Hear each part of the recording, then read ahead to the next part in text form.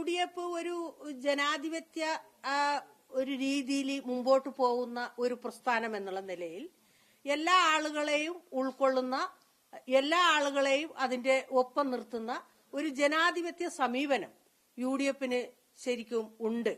അപ്പോ ആ ഒരു ജനാധിപത്യ സമീപനത്തിന്റെ ഒപ്പം നിൽക്കുക എന്നുള്ളതാണ് മനുഷ്യരാശിയുടെ തന്നെ ഒരു നിലപാട്.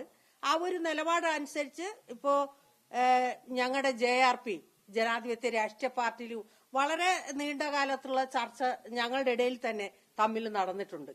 അപ്പോ അങ്ങനെയൊക്കെ തമ്മിൽ നടന്നതിൽ എല്ലാവരുടെ ഒരു ഏക അഭിപ്രായം എന്നുള്ള നിലയിൽ ജനാധിപത്യത്തിനോടൊപ്പം നിൽക്കുക, ഒരു ജനാധിപത്യ പ്രസ്ഥാനത്തിന് ഒപ്പം നിൽക്കുക, അതിലൂടെ ആളുകളുടെ പ്രശ്നങ്ങളിലേക്ക് ഇടപെടാൻ സാധ്യമാവുള്ളൂ. ഈ കഴിഞ്ഞ കാലങ്ങളിലെ അനുഭവം വെച്ച് നോക്കിയാലും അതാണ് ഒരു ശരി എന്നുള്ള നിലയിലാണ് എനിക്ക് ശരിക്കും പറയാനുള്ളത്. ഇപ്പോ ഈ ആദിവാസികൾക്ക് ഭൂമി കൊടുക്കുന്നത് തുടങ്ങി.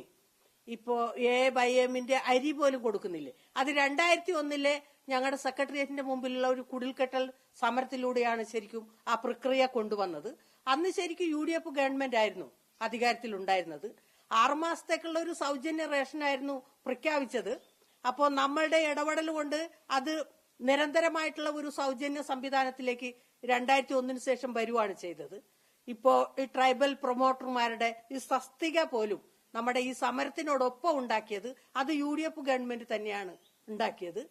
പിന്നെ ഭൂരഹിതരായിട്ടുള്ള ആദിവാസികൾക്ക് ഭൂമി കൊടുക്കുന്ന കാര്യത്തിൽ അതിന്റെ കരാറുണ്ടാക്കുന്നത്, ഒരു വട്ടമേശയ്ക്ക് ചുറ്റുമിരുന്ന് ചർച്ച ചെയ്യുന്നത്, ഒരു എഗ്രിമെന്റ് ഉണ്ടാവുന്നത് ഒക്കെ UDF ഗവൺമെന്റിന്റെ കാലഘട്ടത്തിലാണ്. അതിന്റെ ഭാഗമായിട്ടാണ് കേന്ദ്ര ഗവൺമെന്റിൽ നിന്നും 25,000 ഏക്കർ ഭൂമി കേരളത്തിലേക്ക് വിട്ടുകിട്ടണം ഇവിടുത്തെ ഭൂരഹിതരായിട്ടുള്ള ആളുകൾക്ക് കൊടുക്കാൻ വേണ്ടി എന്ന് പറഞ്ഞതിൽ 19,000 ഏക്കർ ഭൂമി, ഹെക്ടർ ഭൂമി കേരളത്തിലേക്ക് വിട്ടു തന്നിട്ടുണ്ട്. ഇപ്പോ LDF പോലും പല സ്ഥലത്ത് ആളുകളെ കയറ്റി നിർത്തി അവരാണെന്ന് പറയുന്ന സ്ഥലത്ത് പോലും ഈ 19,000 ഏക്കർ ഭൂമി കിട്ടിയതിലാണ് അവർ കയറ്റിയിരിക്കുന്നത്. അവര് പ്രത്യേകിച്ച് ഒരു ഭൂമി കണ്ടെത്തി അവരെ ഒരു ഗവൺമെന്റ് സംവിധാനത്തിലൂടെ അങ്ങനെ ചെയ്തത് പോലും അല്ല ശരിക്കും പറഞ്ഞാല്.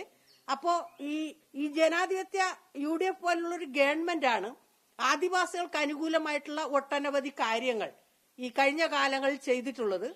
ഇപ്പോ കേരളത്തിലെ ദളിതരായിട്ടുള്ള ആളുകൾക്കാണെങ്കിലും ഏറ്റവും പിന്നോക്കം നിൽക്കുന്ന ആളുകളുടെ ഇടയിലും ഒരു സജീവ സാന്നിധ്യം അവരുണ്ടാക്കുകയും അവരുടെയൊക്കെ പ്രശ്നങ്ങളിൽ നേരിട്ട് ഇടപെടുകയും അത് കേൾക്കാനുള്ള ഒരു മനസ്സ് കാണിക്കുക എന്ന് പറയുമ്പോൾ അതൊരു ജനാധിപത്യ മര്യാദയാണ്.